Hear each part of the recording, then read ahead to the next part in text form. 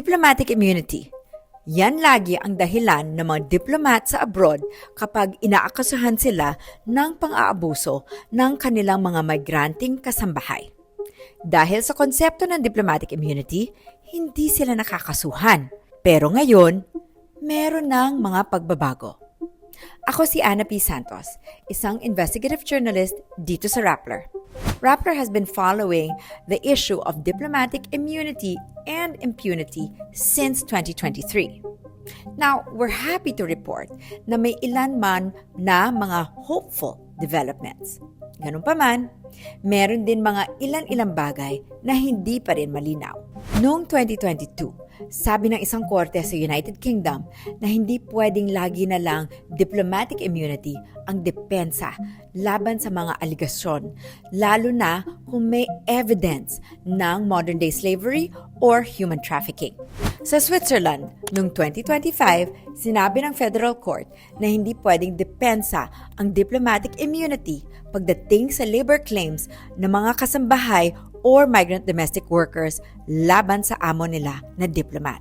Ngayon taon lang, itong 2026, pinanagot ng UK ang isang foreign state dahil inexploit ng diplomat nito ang isang migranting kasambahay. So ang tanong, up to what extent pwedeng idahilan ang diplomatic immunity sa kaso ng pang-aabuso ng kasambahay?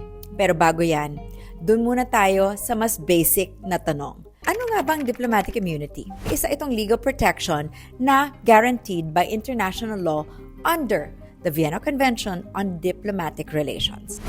Ang diplomats ay mga representative ng isang gobyerno sa ibang bansa.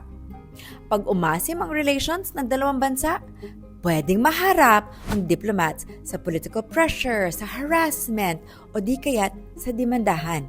Kaya sila binibigyan ng diplomatic immunity para magawa nila ng matiwasay ang trabaho nila.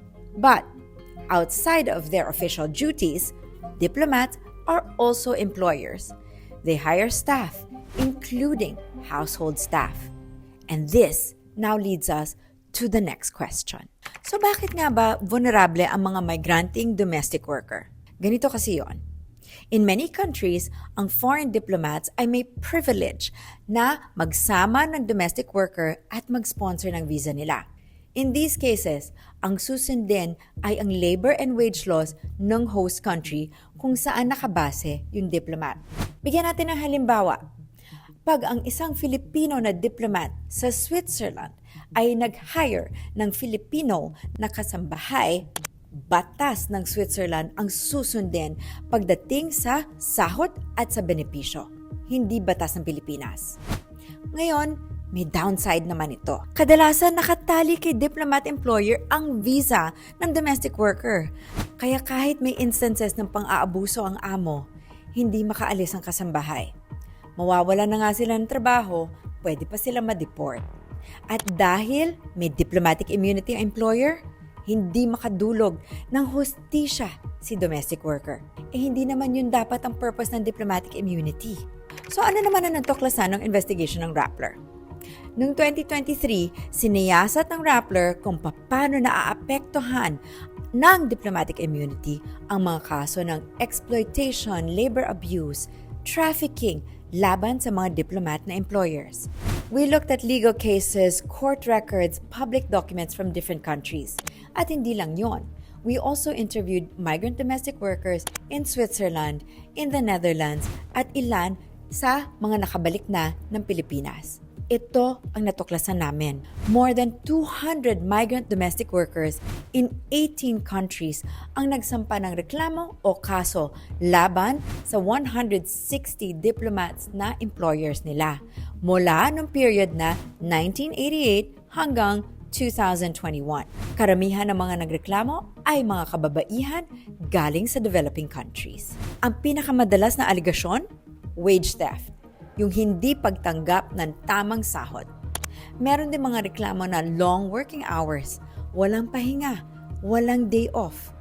Meron ding restricted movement, hindi daw sila pinapayagan lumabas ng bahay. Meron din mga pagbabanta, including deportation. At may iba ring cases ng reports of sexual and physical abuse. Naalala niyo noong 2021, na-dismiss ang former Philippine ambassador to Brazil na si Marichu Mauro dahil nahuli sa CCTV ang pananakit niya sa kanyang 51-year-old na Pilipinang kasambahay. Let's be clear, hindi lahat ng diplomat ay abusive.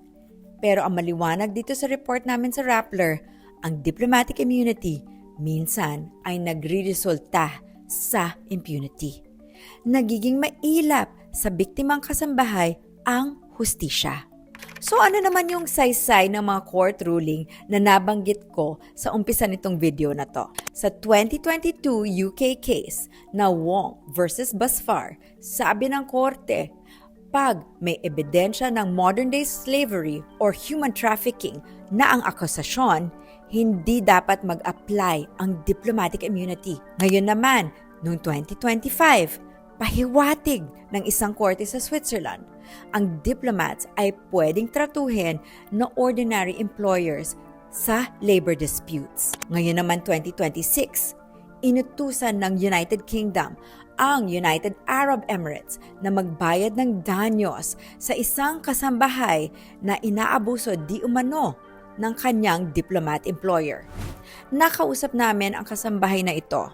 Itago natin siya sa pangalan Malaya. Ito ang sinabi niya sa amin. It took for my case like long years, 12 years to go through courts. And these 12 years, my life has been a roller coaster. I fought really hard. When I received the email from my solicitor, I was so happy and I really want to shout to the whole world that we did it. That's me. I never gave up. Victory. I can say it's a victory because it's been so long. This is only the beginning. Continue fighting because I'm not fighting just for myself, but I'm fighting for everyone because I don't want anyone who will experience the same thing, the same horrible experience. Court victories are one thing, but enforcing a court's ruling is its own battle. May pagkakataong kailangan pang ipaglaban ang pagpapatupad, lalo na pagdating sa compensation o danyos. For many years, napakarami ng mga migrant domestic worker ang nawalan ng pag-asa na makamit ang hustisya dahil sa diplomatic immunity. Hindi inaalis ng mga court rulings na to ang imbalance of power sa mga poder ng mga diplomat na pinagtatrabahuhan ng mga migranting kasambahay. Pero maliwanag na senyales ito mula sa mga korte. Hudyat na ito ng pagbabago. Ang diplomatic immunity ay hindi dapat gamitin panangga sa accountability. Ako si Ana P. Santos para sa buong serye ng Diplomatic Immunity at Impunity. Pumunta lamang sa Rappler.